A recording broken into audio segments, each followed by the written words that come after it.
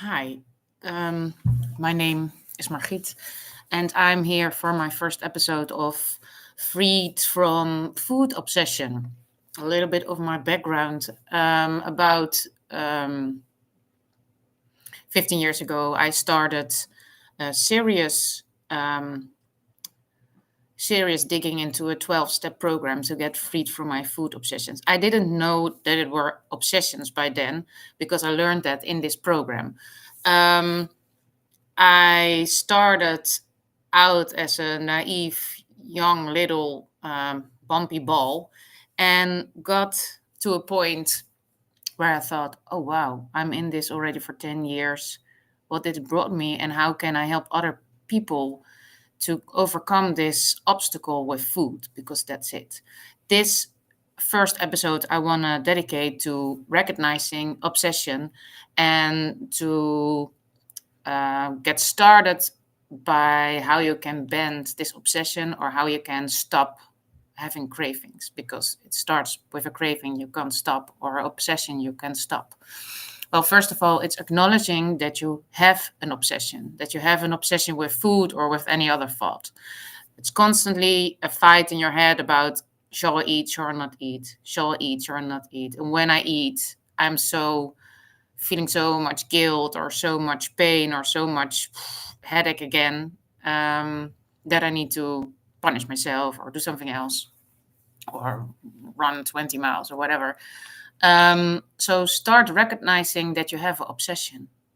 Just acknowledge to yourself and say out loud, oh God, I have an obsession. I have an obsession with food or with anything else. I have this obsession and it's hurting me. This obsession is hurting me because it's taking all space in my head to do other things that I cannot do because I'm in obsession and I'm in fight with food. Just acknowledge this and feel the pain, feel the sadness, feel the powerlessness, feel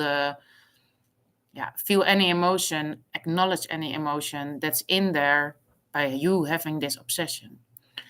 And that's the first step. So if you're in food obsession, or you know somebody else who is in food obsession, just start by acknowledging that this is the problem you have right now. Then, when it comes to cravings, when you have a craving, start doing the same. Acknowledge, become very conscious about the craving. And then just say that you're powerless over this craving and that you need something bigger to deal with it. You need something bigger. You need it to get out of the secretness that it probably has been in for years.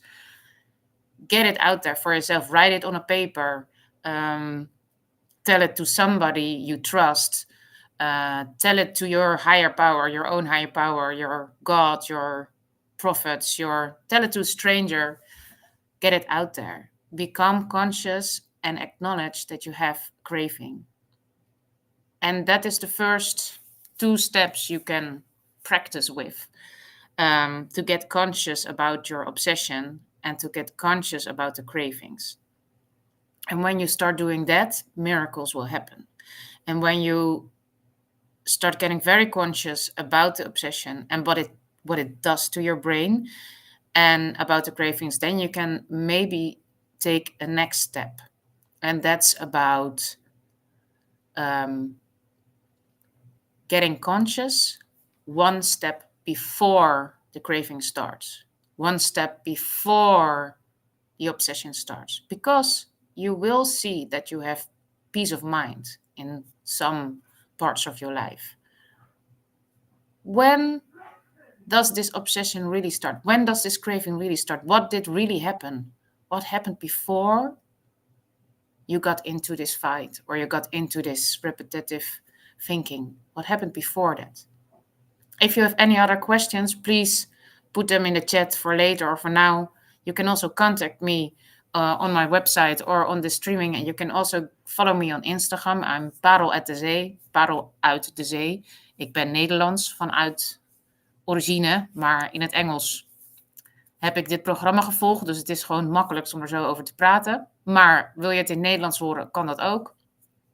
Als je meer over mij wil weten, Wees welkom. Stel je vragen. Ik ben van plan om elke week hier te zijn, live. En om deze podcast uit te breiden, volgende week zie ik je weer. Margriet.